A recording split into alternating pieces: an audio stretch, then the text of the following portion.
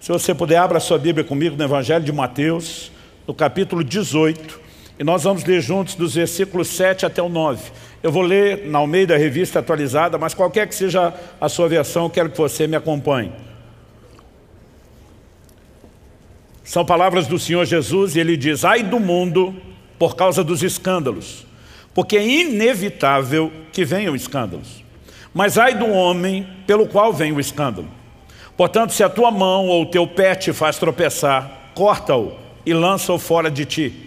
Melhor é entrares na vida manco ou aleijado, do que, tendo duas mãos ou dois pés, seres lançado no fogo eterno. Se um dos teus olhos te faz tropeçar, arranca-o e lança-o fora de ti. Melhor é entrares na vida com um só dos teus olhos, do que, tendo dois, seres lançado no inferno de fogo. Jesus faz uma afirmação categórica, absoluta, não merece discussão, não é de difícil interpretação. Ele diz: é inevitável que venham escândalos. Então essa classificação de Jesus mostra que os escândalos são inevitáveis. Mas logo depois ele diz: ai do homem por meio do qual vem o escândalo. E depois de dizer ai desse por meio do qual vem aquilo que é inevitável que venha, ele fala a respeito de se a tua mão ou o teu pé te faz tropeçar. Qual a ideia de tropeçar apresentada aqui? Eu quero chamar a sua atenção para o significado da palavra traduzida escândalo. Eu creio que a palavra escândalo, que é muito próximo do que aparece lá no original do grego antigo, no koiné, que é escandalon, ela não resume exatamente o que está sendo dito.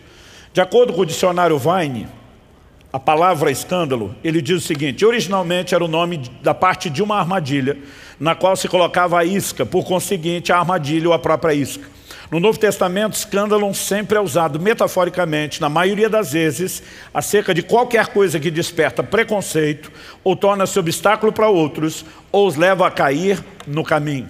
O léxico de Strong apresenta o significado de escândalo assim: uma vara móvel ou gancho de uma armadilha, vara de armadilha, armadilha, cilada, qualquer impedimento colocado no caminho e que faz alguém tropeçar ou cair, pedra de tropeço, qualquer pessoa ou coisa pela qual alguém torna-se presa no erro ou pecado. A tradução brasileira de 1917, que teve como um dos consultores da língua portuguesa nada menos do que Rui Barbosa, traduziu assim: ai do mundo por causa dos tropeços. A Nova Almeida Atualizada diz: ai do mundo por causa das pedras de tropeço. E a Nova Versão Internacional, uma tradução que a gente chama de pura equivalência, não literalidade, ela interpretou e diz: ai do mundo por causa das coisas que fazem cair no pecado. Na nossa cabeça, a ideia de escândalo é quando a vergonha de alguma coisa errada cometida por alguém é exposta. E normalmente nós pensamos em escândalo como o problema de alguém veio à tona e se tornou conhecido de outros. Mas por mais que a vergonha tenha sido compartilhada e tornada pública, nós ainda pensamos que é o problema só da pessoa. A ideia de escândalo na Bíblia não é apenas o pecado que alguém comete, é o impacto que isso tem na vida de outros. Tem muito mais a ver com o dano a terceiros do que apenas o pecado propriamente dito. E eu quero que a gente possa olhar devidamente para o que o Senhor Jesus falou. O tema da minha mensagem hoje é uma pergunta. E ele faz muito mais sentido quando a gente olha ali o aspecto ortográfico, né, a grafia, a escrita, do que só falar. Né? Porque aqui nós temos duas perguntas: escândalos inevitáveis e ao mesmo tempo, separando o in, a pergunta é escândalos evitáveis. Jesus começa falando que é inevitável que venham escândalos. Então a classificação de escândalos como inevitáveis é bíblica. Mas no mesmo texto, Jesus vai para uma linha de pensamento e aplicação prática, onde ele mostra que os escândalos são evitáveis. E não, ele não está se contradizendo, né? Apesar do paradoxo, da aparente contradição. A palavra de Deus não se contradiz, Jesus não está se contradizendo. E eu quero mostrar que as declarações dele, que vêm no mesmo texto, não são divergentes, elas são complementares. Há uma perspectiva de aplicação para a classificação de inevitável, e há uma perspectiva bíblica de aplicação para aquilo que é evitável. Mas antes que a gente fale disso, eu gostaria só de chamar a sua atenção que os escândalos podem ocorrer quando falamos do tropeço colocado diante de outros, por meio da decepção, da falha de alguém, né, o que isso gera na vida de outros, como também por deliberada tentativa de prejudicar outros. Numa das 7 cartas às igrejas da Ásia, no Apocalipse, no capítulo 2, no verso 14, Jesus fala assim: tenho todavia contra ti algumas coisas, pois que tens aí os que sustentam a doutrina de Balaão, o qual ensinava a Balaque a armar ciladas, colocar armadilhas, aqui escândalo, diante dos filhos de Israel, para comerem das coisas sacrificadas aos ídolos. Então, a ideia de escândalo não é só o pecado que alguém comete, mas o como isso pode se tornar uma pedra de tropeço, atrapalhar outros. Vou repetir o que eu falei antes. O conceito tem mais a ver com o dano a terceiros do que apenas aquilo que o pecado faz contra nós mesmos na nossa relação com Deus. E o contexto deixa isso muito claro. Porque nós lemos os versículos 7 a 9 de Mateus 18. Mas eu me lembro de um ditado que já foi popular, hoje em dia não é, no meio cristão. Eu ouvia isso ser repetido tanto dentro de casa como na igreja. O ditado era: texto sem contexto não passa de pretexto. Na interpretação bíblica a gente sempre procura olhar o contexto. E eu gostaria que você tivesse a paciência de ver comigo os versículos anteriores de Mateus 18. A gente leu antes do 7 a 9, eu quero ler os anteriores, do 2 ao 6. O texto diz assim: Jesus, chamando uma criança, colocou-a no meio deles e disse: em verdade vos digo que, se não vos converterdes e não vos tornardes como crianças, de modo algum entrareis no reino dos céus.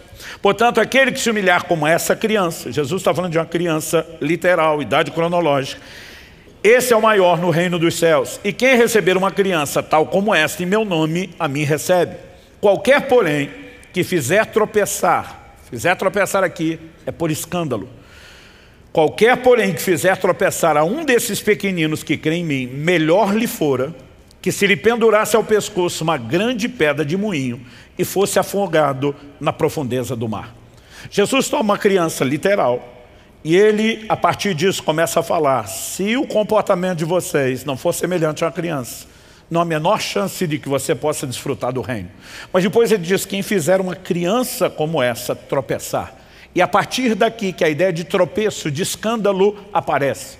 Então ele diz: ai do mundo por causa dos escândalos. Ai do mundo porque eles trazem dor, eles trazem vergonha, eles trazem decepção, o seu estrago é inestimável.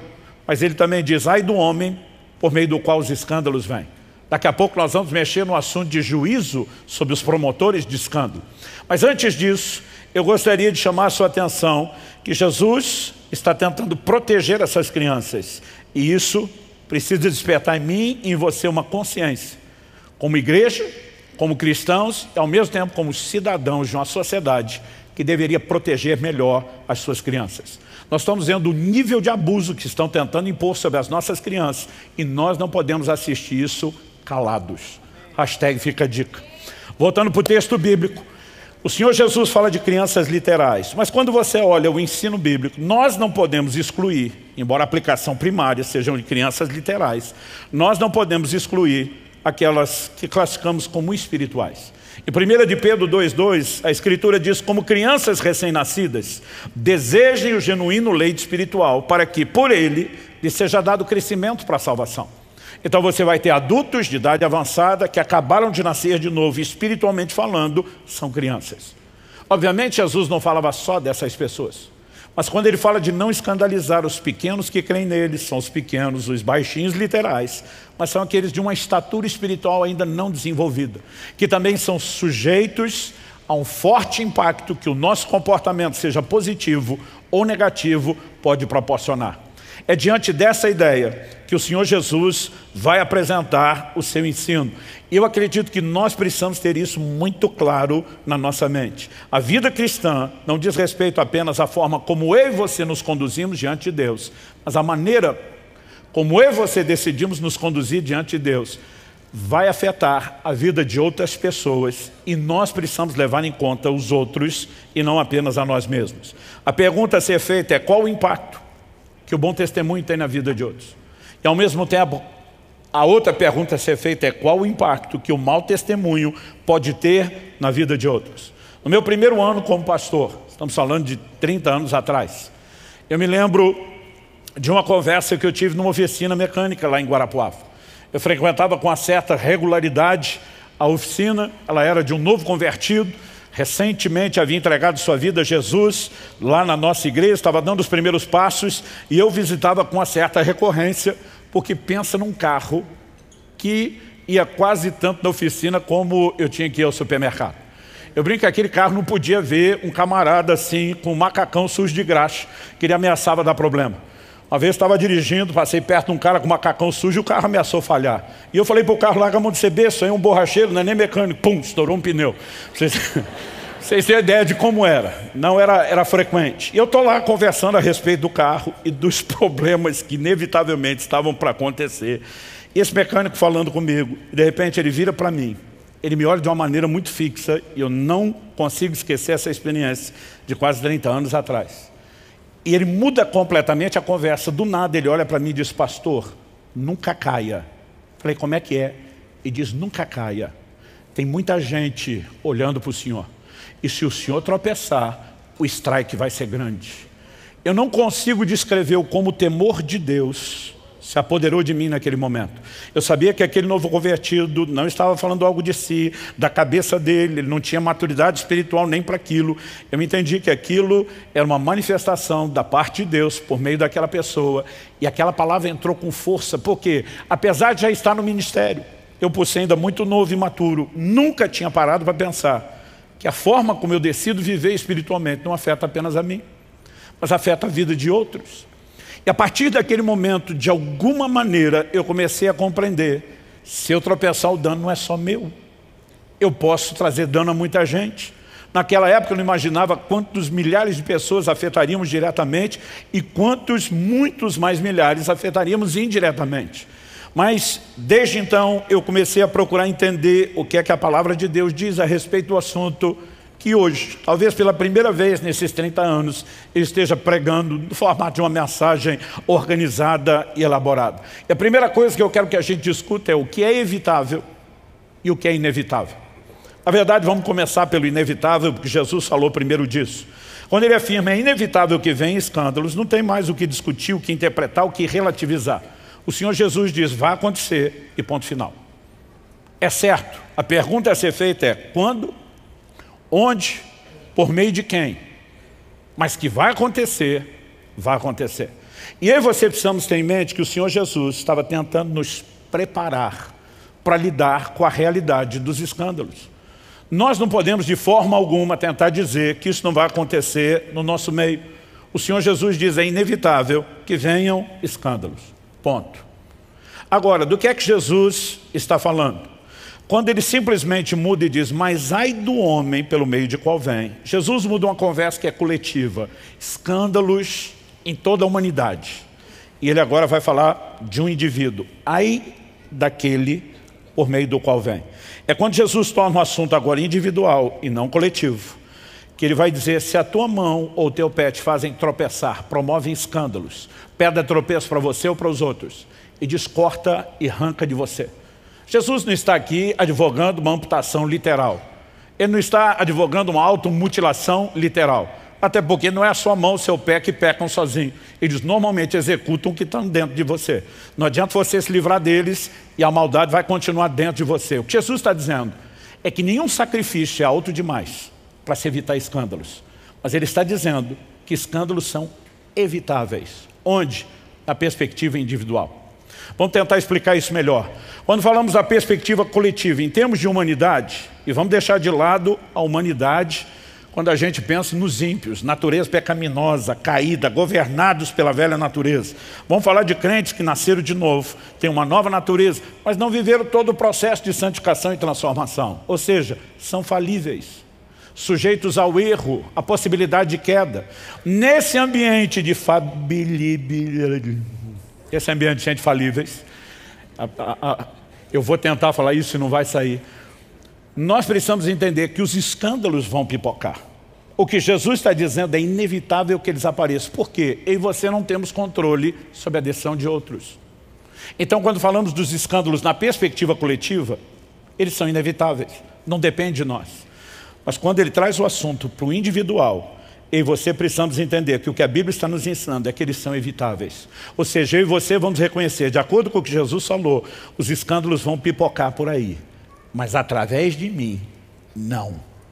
É uma escolha que eu e você, enquanto indivíduos, podemos fazer. E tudo que Jesus ensina na sequência não faria o menor sentido se os escândalos não tivessem esse aspecto de serem evitáveis.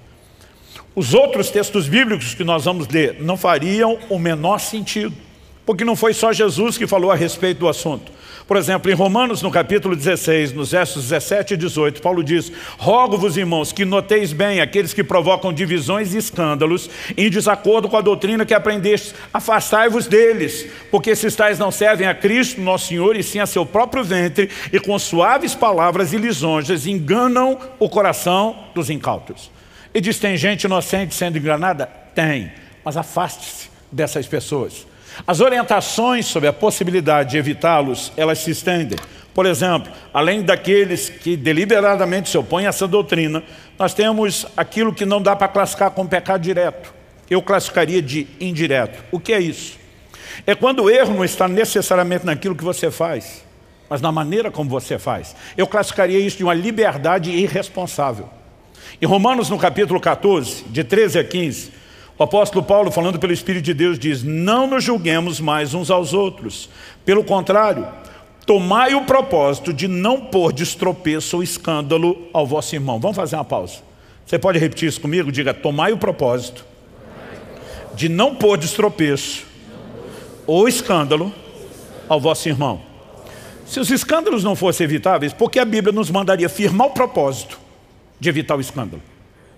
Na perspectiva individual, eles são evitáveis. Agora, Paulo continua e diz: eu sei, verso 14, estou persuadido no Senhor Jesus, de que nenhuma coisa é de si mesmo impura, salvo para aquele que assim a considera, para esse é impura.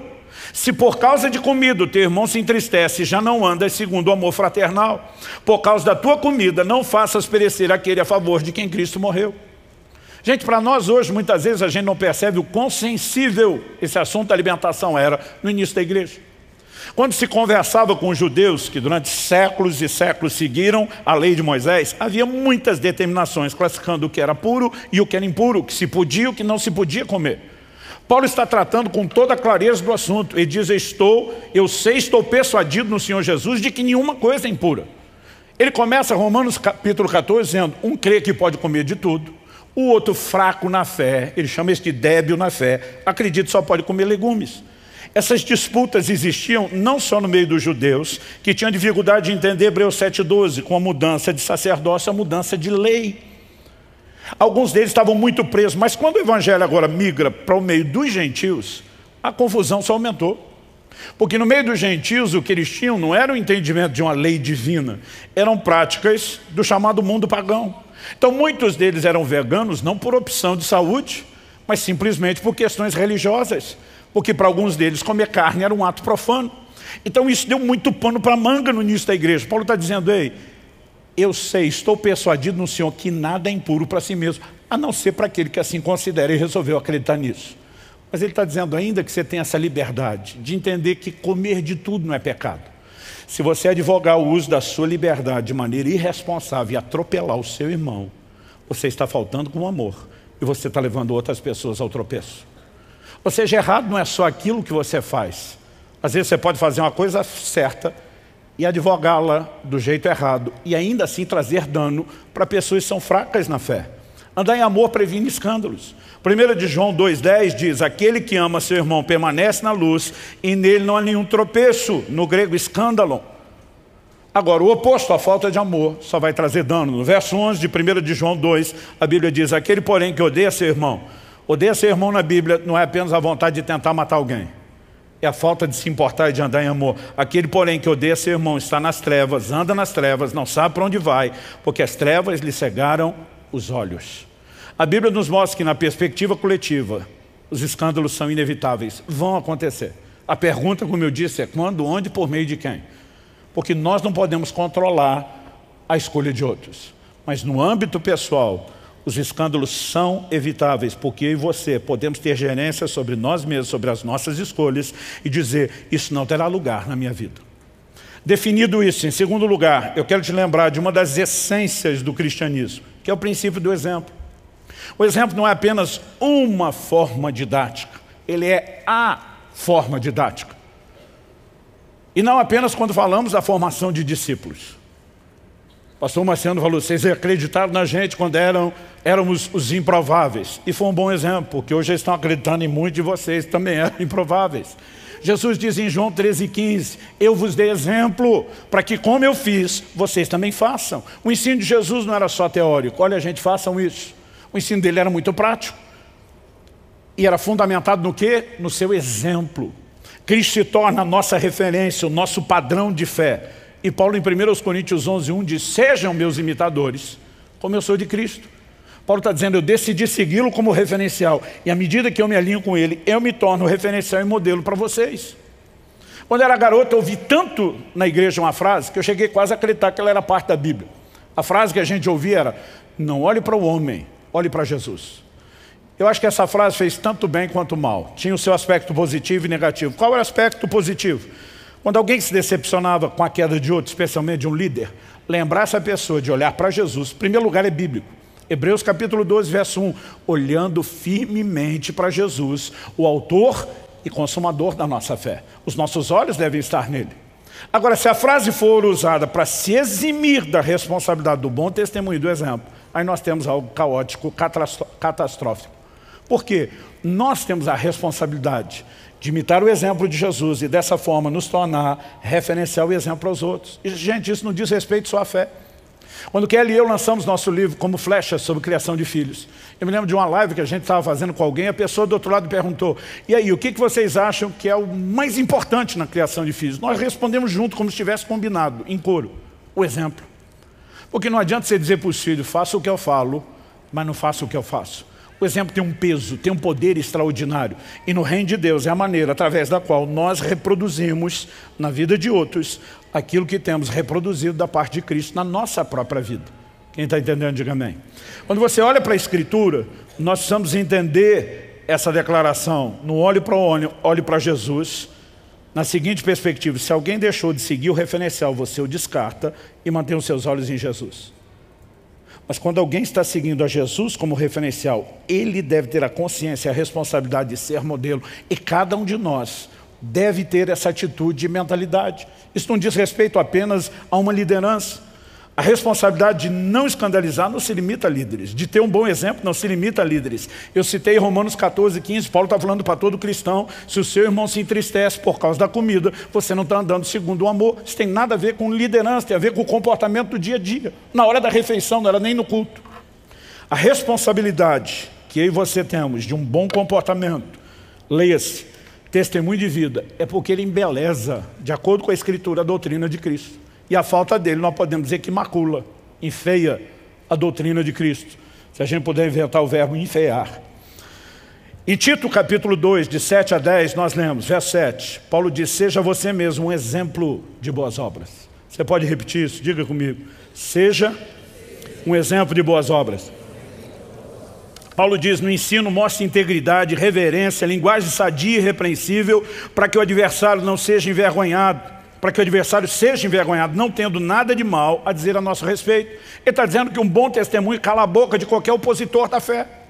Ele segue dizendo, quanto aos servos, que sejam em tudo obedientes ao seu Senhor, dando-lhe motivo de satisfação, que não sejam respondões, nem furtem, mas que deem prova de toda a fidelidade, a fim de que em todas as coisas manifestem a beleza da doutrina de Deus, nosso Salvador. Uma outra tradução diz, a fim de ornarem, embelezarem a doutrina de Deus. O bom testemunho embeleza a doutrina. O mal acaba com a beleza da doutrina.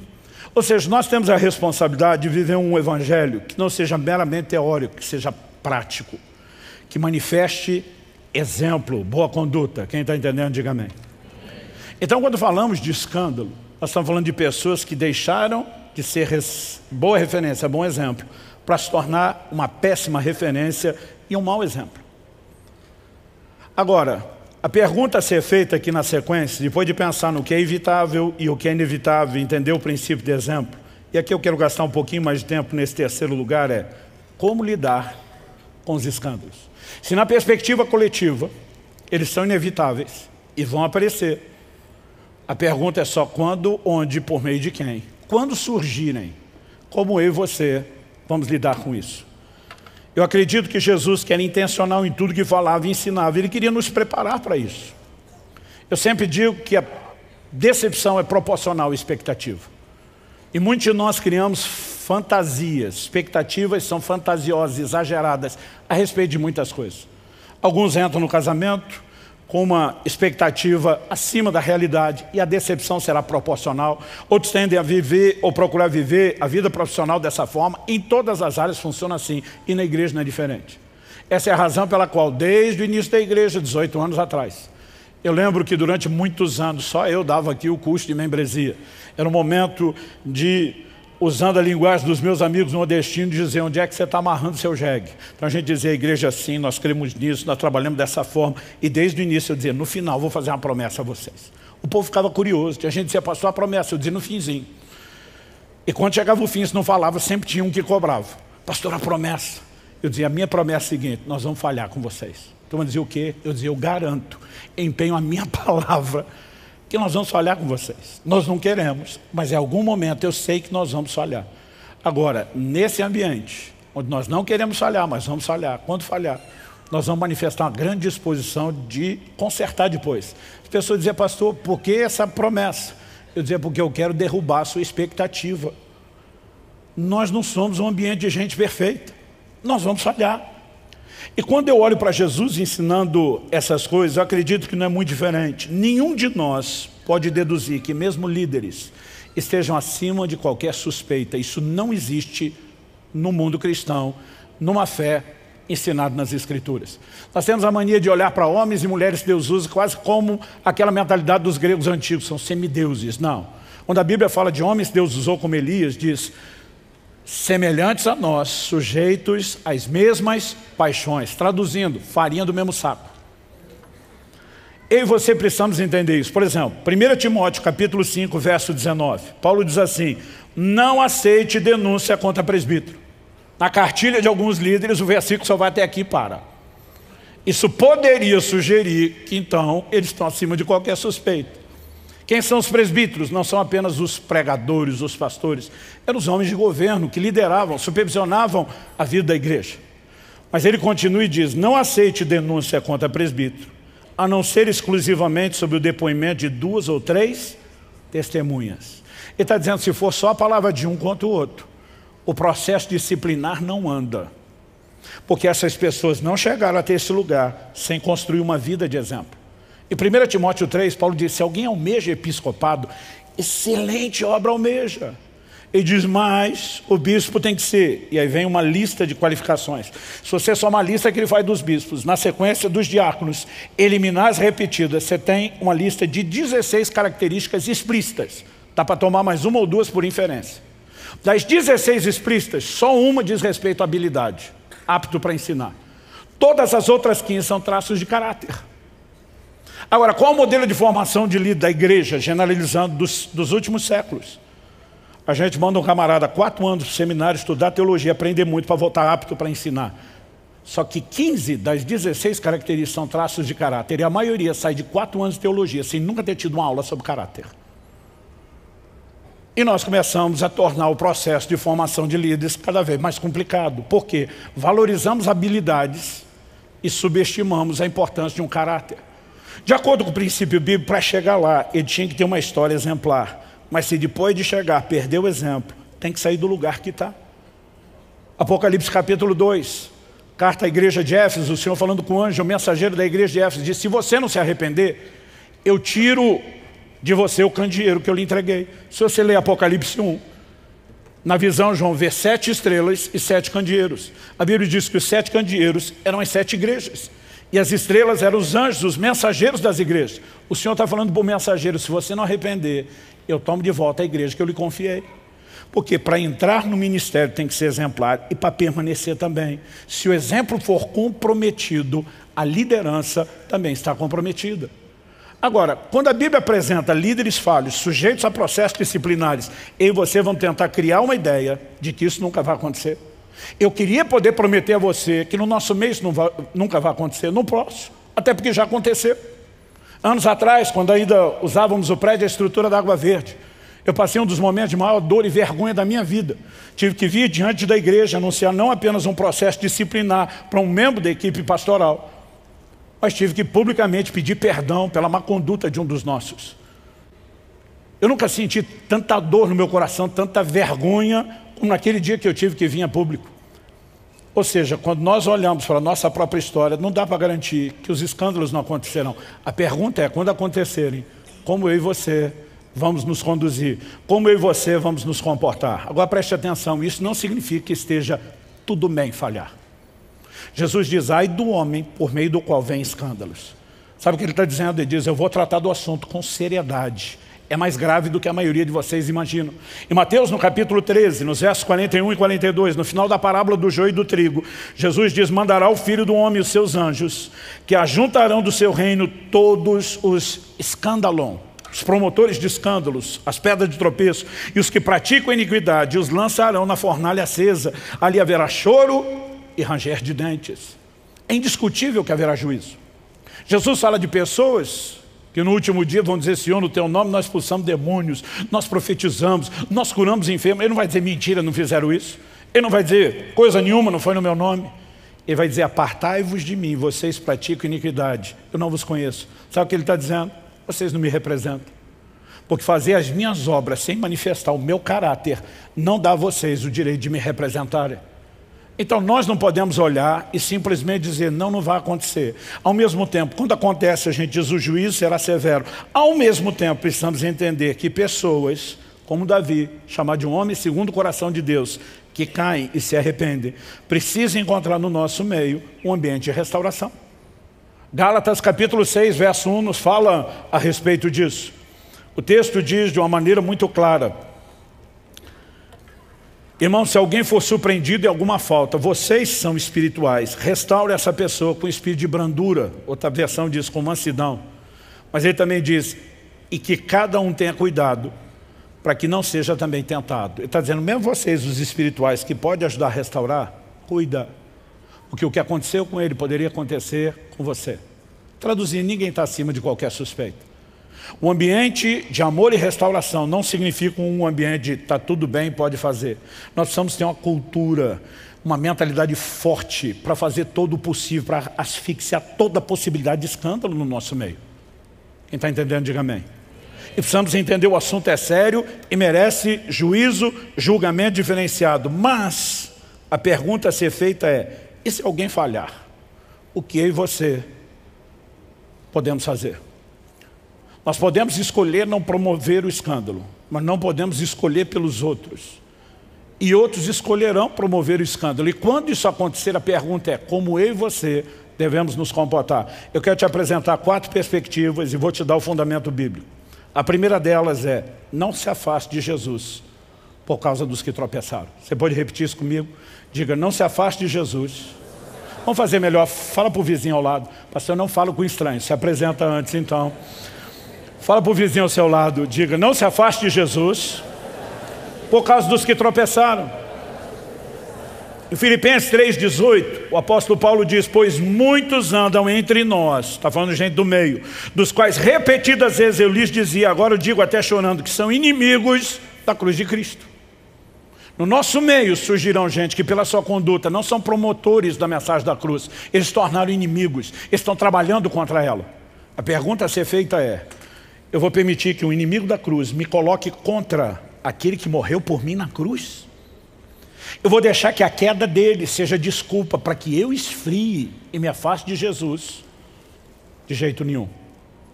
E aí nós voltamos para Hebreus capítulo 12, verso 1.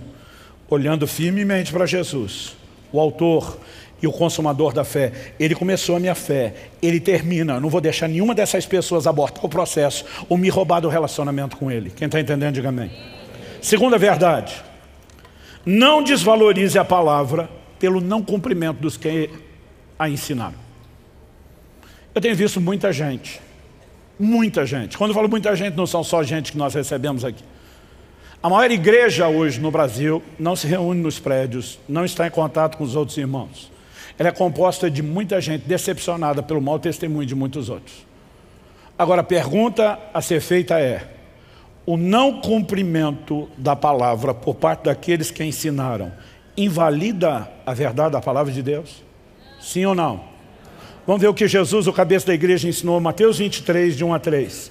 Então Jesus falou às multidões e aos seus discípulos: na cadeira de Moisés se assentaram os escribas e os fariseus. Portanto, façam e observem tudo, não uma parte, tudo o que eles disserem a vocês, mas não os imitem suas obras, porque dizem e não fazem. Jesus está confrontando um bando de religiosos hipócritas.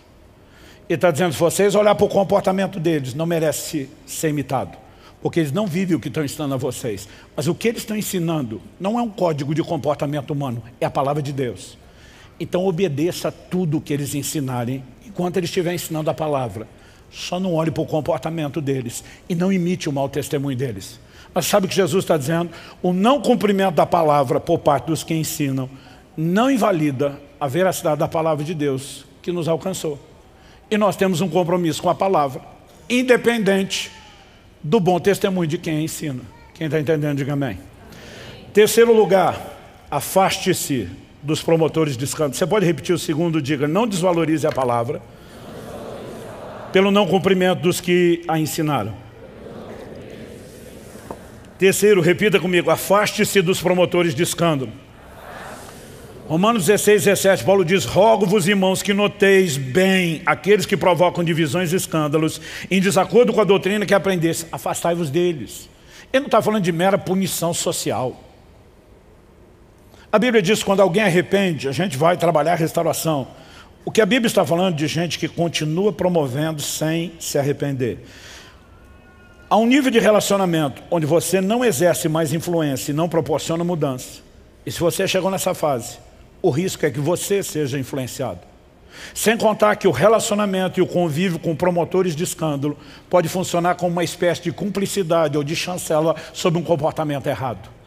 Então a Bíblia está dizendo: não se relacione com esse tipo de gente. É promotor de escândalo, afaste-se deles. Até porque esse negócio é contagioso. Quarto lugar, escolha olhar para os que permanecem firmes. Eu quero ler a declaração de Paulo. Eu li só o Filipenses 3,18 no início, mas eu quero ler ele dentro do contexto, do 17 ao 19. Paulo diz: irmãos, sejam meus imitadores e observem os que vivem segundo o exemplo que temos dado a vocês. Paulo dizia: eu estou imitando Cristo, e por isso eu posso dizer a vocês: me imitem. E não apenas me imitem. Observem aqueles que estão seguindo o exemplo que nós temos dado. Paulo está dizendo: não apenas eu, mas muitos outros no meio de vocês são referenciais. Depois de dizer que tem bons referenciais, é que ele diz: pois muitos andam entre nós, dos quais repetidas vezes eu lhes dizia, agora digo até chorando, que são inimigos da cruz de Cristo. O destino deles é a perdição, o Deus deles é o ventre, a glória deles está naquilo de que deviam se envergonhar, visto que só pensam nas coisas terrenas. Ele está dizendo: no nosso meio tem boa e má referência. Sabe o que ele está dizendo? Olha para as boas. Não coloque seus olhos nas más referências. Muitas vezes, porque estamos diante de pessoas que tiveram um mau comportamento, a gente decide ser influenciado pelos de mau comportamento e não pelos que seguem andando em integridade. Quando tive que vir a público pedir perdão pela conduta de um dos pastores da casa, eu me lembro que não foi um, dois ou três, vários irmãos e irmãs diferentes, sem ouvirem uns aos outros, me procuraram no final do culto e disseram: pastor, a gente sabe que o seu coração está despedaçado pelo que aconteceu, mas nós queremos que o senhor saiba que nós podemos olhar para todos os outros de vocês que permanecem firmes e dando um bom exemplo. O mau testemunho de um não vai falar mais alto na nossa vida do que o bom testemunho de todos vocês. Eu lembro de gente dizendo: a sujeira não foi varrida para debaixo do tapete. Vocês trataram dessas coisas publicamente, mostraram o compromisso com Deus. Nós escolhemos olhar para vocês. E sabe, eu e você precisamos ter isso em mente, que nós podemos escolher em quem que nós vamos colocar os olhos. Quando a Bíblia fala a respeito dos líderes, eles não são perfeitos. E há um momento específico onde eles vão se tornar uma referência inquestionável. Sabe quando? Depois que os seus dias na terra já terminaram. Hebreus capítulo 13, verso 7 diz: lembre-se dos seus líderes, os quais pregaram a palavra de Deus a vocês, e considerando atentamente o fim da vida deles, imitem a fé que tiveram. Aqueles que já partiram e deixaram um bom legado, entre eles nosso saudoso pastor Francisco, alcançam aquele lugar de dizer, esses inquestionavelmente podem ser imitados, porque alguém pode 90, 95, 99% da sua vida manter um bom testemunho e estragar tudo no final.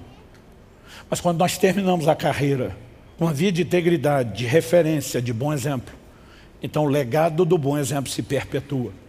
Até que a gente chegue a esse dia, eu não estou dizendo que a gente vai desconfiar de tudo e de todos, mas nós precisamos entender que coletivamente os escândalos são inevitáveis, podem surgir. E quando surgirem, a pergunta é, como eu e você vamos nos conduzir? Quem está entendendo, diga amém. Para terminar, eu acredito que nós precisamos ter uma fé, e esse é o ensino bíblico, que sobrevive a tudo. Pastor, o que o senhor quer dizer? Eu quero dizer que tem os dois lados da moeda, ou seja, eu e você precisamos entender não só o que os outros fazem podem trazer dano para nós, mas a nossa escolha de não nos dobrarmos às tentativas de dano contra nós. Em primeiro lugar, Jesus previu e nos preveniu de que haveria difamações. Eu vejo alguns crentes que ficam profundamente desanimados, abatidos, aborrecidos, porque tem gente falando mal deles. A gente tinha que esperar isso. Mateus capítulo 5, versos 11 e 12. Bem-aventurados são vocês quando, por minha causa, os insultarem, os perseguirem e mentindo, disserem todo mal contra vocês. Jesus não diz, senta, chora, desanima, entrega os betes, diz, alegrem-se, exultem, porque é grande a recompensa de vocês nos céus, pois assim perseguiram os profetas que viveram antes de vocês. Eu e você precisamos de uma fé resiliente. Ela tem que sobreviver às difamações e às tentativas das pessoas de falarem mal e mentirem contra mim e contra você. Segundo, Jesus tentou nos preparar para perseguições. Em Mateus capítulo 10, ele diz, quando porém perseguirem vocês numa cidade, fuja para outra. Ele diz, vai ter perseguição. Ele tentou nos preparar para ameaças de morte e até a possibilidade de morte. Mateus 10, 22, 23. Um irmão entregará à morte outro irmão, o pai entregará o filho. Haverá filhos que se levantarão contra os pais e os matarão. Todos odiarão vocês por causa do meu nome. Aquele, porém, que ficar firme até o fim, esse será salvo.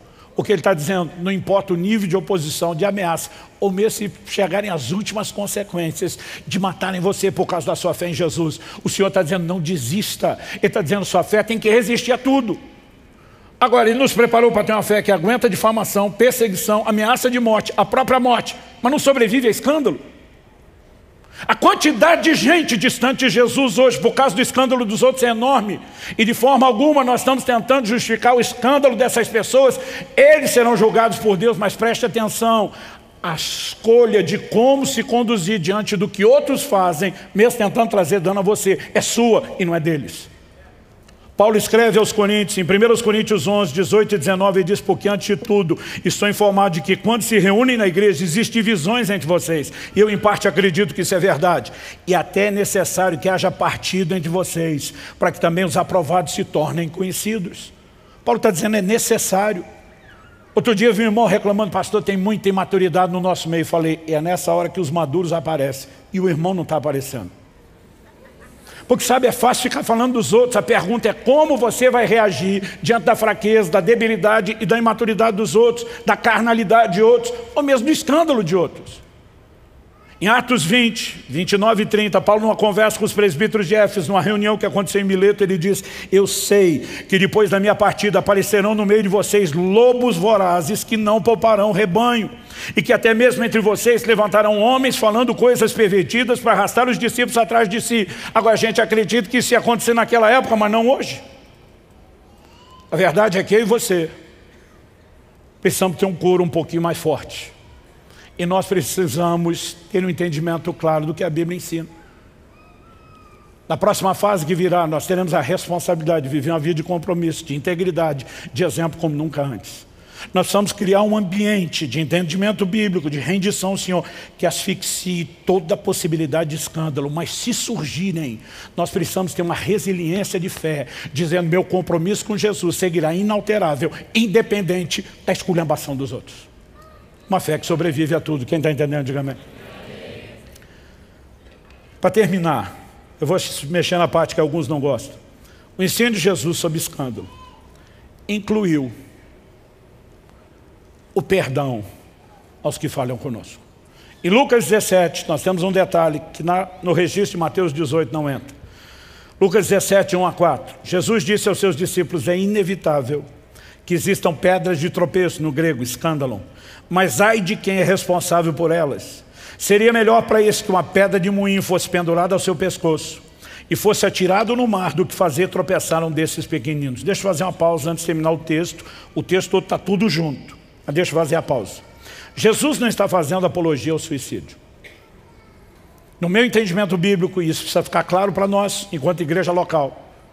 O suicídio está numa condição complicada quando falamos de salvação. Paulo escreve aos Coríntios e diz, se alguém destruir o corpo, que é o santuário do Espírito, Deus o destruirá. O cara já destruiu o corpo, o que é que sobrou para Deus destruir depois? O que você acha que é essa destruição? Você está falando de condenação eterna? Nós podemos abrir discussões sobre casos de sanidade mental. O juízo com que alguém fez uma escolha, mas não podemos ter uma mentalidade tolerante ao suicídio. Dar fim à própria vida não é o caminho de Deus para ninguém. Que ninguém ceda a esse tipo de pressão, não importa o seu nível de desespero. Que ninguém deixe de ser misericordioso, eu diria mais do que empático, cheio de compaixão por qualquer pessoa à sua volta e que dê sinais de aflição ou sofrimento nessa hora. Nós precisamos de uma mão amiga, mais do que a mão no ombro, intercessão, oração, jejum, apoio, suporte, mas nós não podemos criar uma mentalidade de tolerância ao suicídio. Nós precisamos promover um ensino contrário. Então não, Jesus não faria apologia ao que a Bíblia é contrária. O que é que ele está dizendo? Em primeiro lugar, ele está dizendo, se você vai escolher viver uma vida onde os escândalos entram, você não deveria imaginar que vale a pena viver esse tipo de vida. É mais importante do que viver, evitar escândalos. Outro dia alguém falou, mas pastor, se na sua teologia o suicida está pegando um passaporte meio que direto para a condenação eterna, por que é melhor o cara fazer isso do que dar escândalo? Eu falei, é melhor ele ir para o inferno sozinho do que arrastar um monte de gente com ele. Dá para entender a diferença? A condenação eterna não é só dos que abriram mão da salvação, do nível pessoal. A Bíblia diz que lá cada um será julgado de acordo com as suas obras. E quanto mais gente o cara arrastou com ele para o inferno, maior será o nível de condenação que ele vai viver. Então Jesus está dizendo, é melhor você se despachar para lá, sozinho, do que arrastar mais gente com você, porque a coisa vai ficar ainda pior. Mas não, Jesus não está dizendo faça isso. Ele está dizendo, não vale a pena viver para se tornar um promotor de escândalo. Então, se eu e você entendemos isso, nós não vamos dar fim à vida. Nós vamos escolher viver da forma correta. Deu para entender? Depois de deixar claro o assunto, Jesus emenda e diz, tenham cuidado. Cuidado com o quê? Se o seu irmão pecar, repreenda-o. Se ele se arrepender, perdoe-lhe. Se pecar contra você 7 vezes num dia, 7 vezes vier para lhe dizer, estou arrependido, perdoe. O assunto do perdão é extenso. Mas eu tenho visto muita gente que, machucado pelo mau testemunho de outros, permite que o veneno comece a entrar no seu coração. Alguém definiu o ressentimento mais ou menos com o seguinte exemplo, para indicar a falta de inteligência dele.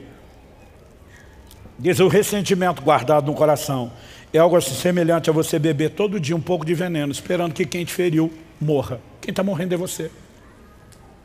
Muita gente está carregando dano da escolha de outros, de um mau comportamento, porque abrigou no seu coração a dor da decepção.